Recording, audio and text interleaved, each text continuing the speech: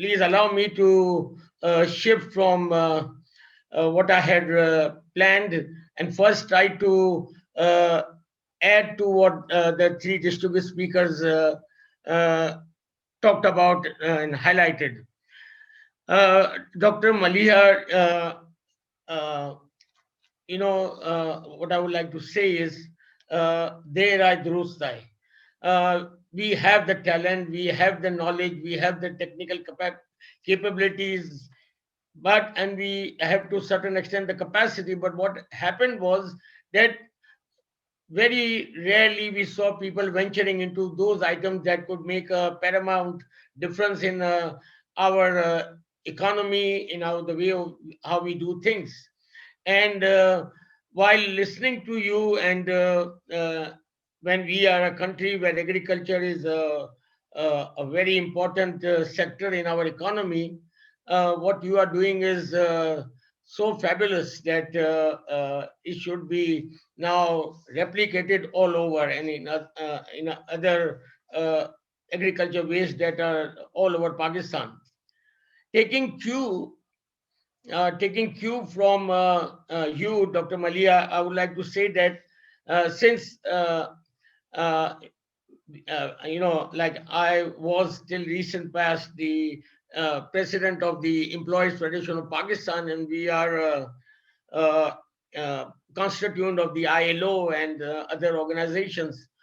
Uh, we formed an economic council, and we thought it is a high time that we make a paradigm shift from what we have been doing, and now looking forward where Pakistan will stand from the economic point of view, because right now we are immensely under pressure from all angles, So what we did was we targeted the minerals.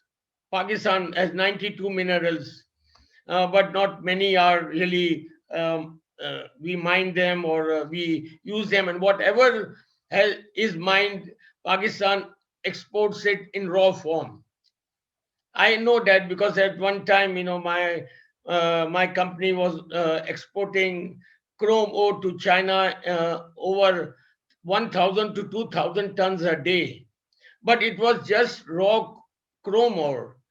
Then we did some beneficiation, and we added some value to it, and that was also a start. But when the markets crashed, and we had issues regarding the supply and the right kind of chrome ore, we ended the business.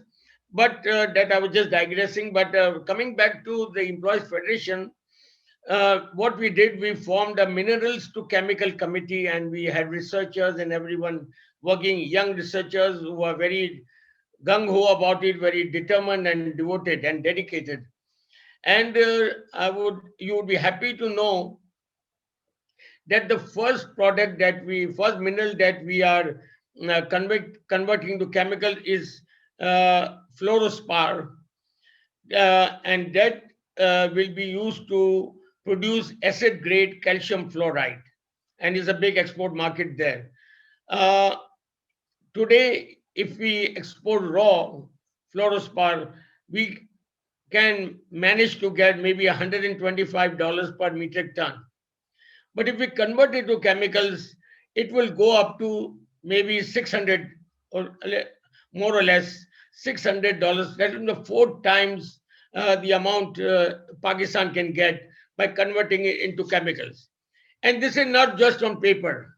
For your information, the first plant is already under construction, and inshallah, hopefully by October or November, it would start uh, making chemicals out of fluorospar, making the calcium fluoride.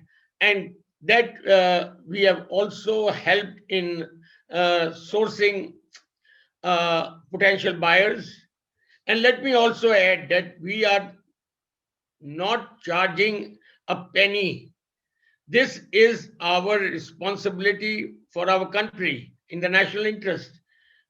Our federation is not making money out of it, because our dream is, some people, do not like us to say this, but we want to Pakistan should set up at least one industry a day, and we are going towards it. Then we are working on kaolin to produce paper grade quality. We are working on chromite that I just talked to you about to produce ferrochrome. And Pakistan also a lot of barite, and I am privileged to be the first to export barite produced in Balochistan. You know, and we want to manufacture barium chloride and barium carbonate. And we have investors who are willing to jump into the ring and set up the industries. And we are telling them we don't want you to go for huge mega industries. Start off as an SME and gradually develop. So that way you have a firm foundation. And I want to reiterate, it is not, we are not charging anything. Second, somebody mentioned about Ali Kamal mentioned about the testing labs. Now we have to send uh, these minerals, etc., to Australia, etc., and that incurs a heavy cost, and that is borne by us. We are not getting any funding from anybody.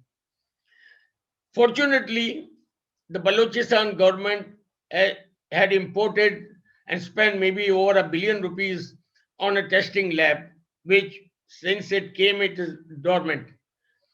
We have now talked to Chief Minister Jam Kamal has agreed that hand it over to us in the sense that it will be in Balochistan, but under our management and with the government of Balochistan in it.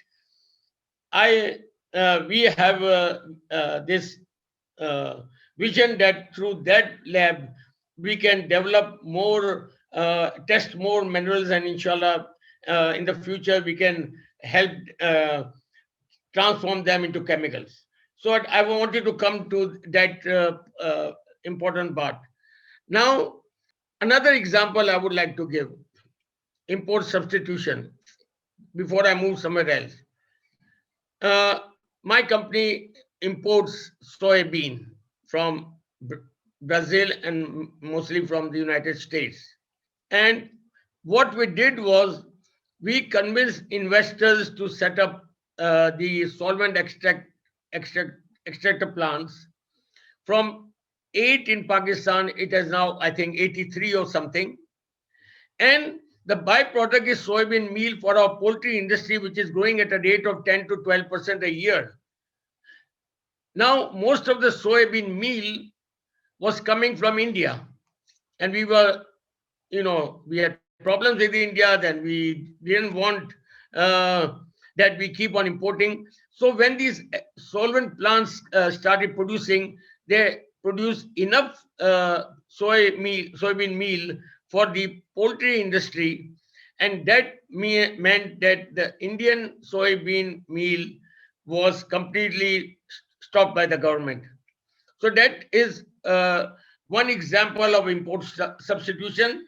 And I would add here that we have the potential to export to China, and China would immediately need more than 200,000 tons, which right now we cannot produce, but we have a big market. So Pakistan is moving in the right direction. What we heard from PEC, what we heard from Dr. Malia, what Ali was talking about. So we are in the right trajectory. We are going up, we are scaling up, and we'll see the result in the years to come. Unfortunately, and others also talked about it, there are bureaucratic roadblocks.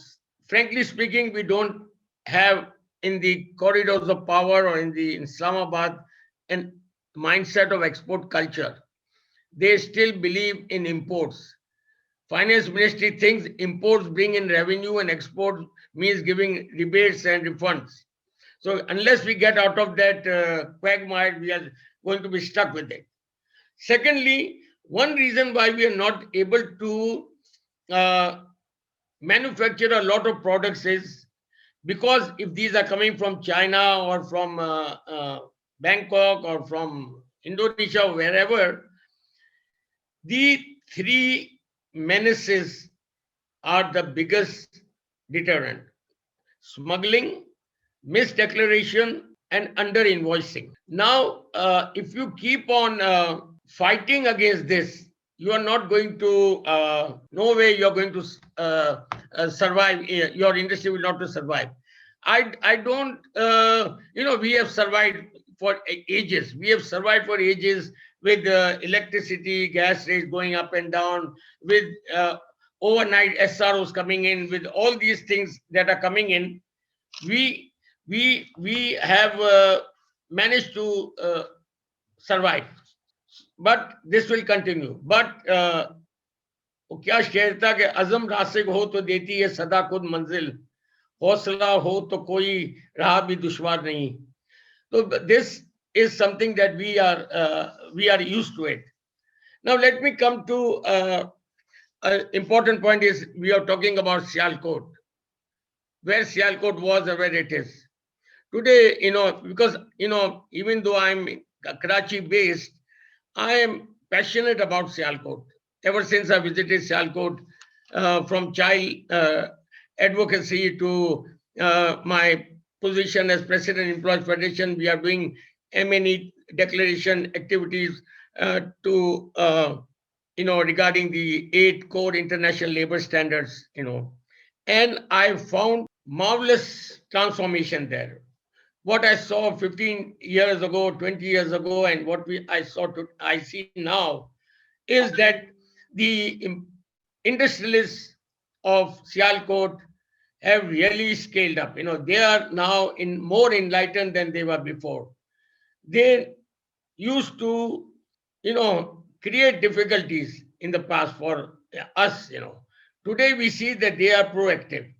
And take, for example, and when we are talking about innovative development in Sialkot, one, in my opinion, is that on a self-help basis, they completely change and the macro logistics system in Sialkot. Private sector dry port, private sector airport, private sector now airlines, uh, research centers, a huge hospital is coming in collaboration with Al Shifa. They are setting up schools, they are setting up everything to bring a change, a really positive change in the whole city. Very difficult for Karachi or Lahore or Faisalabad at this moment, but Sialkot can do it. And from soccer balls, footballs, surgical industries, today there are at least 10 sectors that are really export oriented, and because of that growth, when they saw that an export base has been created, then Sialkot became the hub of the export regime in Pakistan. Somebody mentioned that they produce over 8,000 items that are exported. Even now, since when you go into sports, the next thing they went to accessories for cycling, which is worldwide. Cycling is becoming very, very popular, and we are ready for it. The Sialkot, industries are ready for it. But we still have to consider the fact that Sialkot, the surgical goods, which what used to be a crown in the jewels, is well established. The products are appreciated in Japan, in Germany, and other countries. But then, where do we stand now? This the Pakistan share of the global surgical goods is only 3%. Imagine the potential. And now if they address the growing trends of competition, if they introduce more technological, technology AI, whatever, create more value addition, spend on research and development, and more importantly, at the same time, solve in their ecosystem any economic issues or others. Pakistan's surgical goods can grow manifold.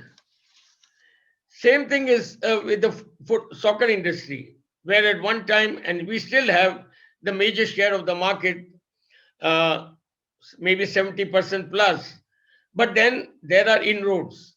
There are inroads, and by other manufacturers, other countries, China, Turkey, and others. So we cannot be complacent. So the innovation scenario is does not allow for complacency. You have to be on your toes. My partner in America, he once told me that every week there is a new innovations in America publication, and said we can't keep up with it. I mean, we go bonkers when we see what goes on in America, the kind of innovation that are happening. And this does not mean that we cannot be part of that. Innovation and progress is evolutionary. You have to be on your toes. And when you do that, what happens is when you have a good product and you produce more, and if there are no hindrances or roadblocks, naturally the economies of scale will enter, and it will be cheaper comparatively to also promote that product in the domestic market. And that, of course, is what is called import substitution to one extent. We have to do that, but we cannot let go. And a good entrepreneur, enlightened entrepreneur, and the ordinary entrepreneur, the difference lies in how that person is or that entrepreneur is progressive. You just can't sit on your laurels or you sit on your achievements or whatever you have done. And that is my message, especially for Sialkot. And then Sialkot can, of course, why stop at Sialkot? Take Gujarat, take Gujranwala, maybe create a triangle, maybe three, four major cities, and make it that export hub, that economic hub that we want. Why just depend on Karachi or Lahore or Faisalabad? It does not matter when you don't have a port. What difference does it make? You have a dry port, you have your own airlines, you have your own uh, uh, everything, airport, everything, dry port. You are you have done wonders with when we did things on a self-help basis. Now, what my message would be, if Sialkot entrepreneurs, industrialists keep on that momentum, then Sialkot can be the solution for Pakistan's economic difficulties. And we can earn more foreign exchange. The employment is there, more employment, and we should follow the corporate social responsibility that the Sialkot people are doing it. And because they are exporting, in fact, we, the exporters, in a way, are the ambassadors of Pakistan. We are the ambassadors because our product, our way of working, our environment back home, and how we project, that enables us and that enables our buyers also to understand Pakistan better. When we are talking about the issues with the government, at least, mashallah, we were always crying about ease of doing business, and Allah ke fazl karam se, we have come from 130 to 72, but there's something to write home about. We need to work a lot.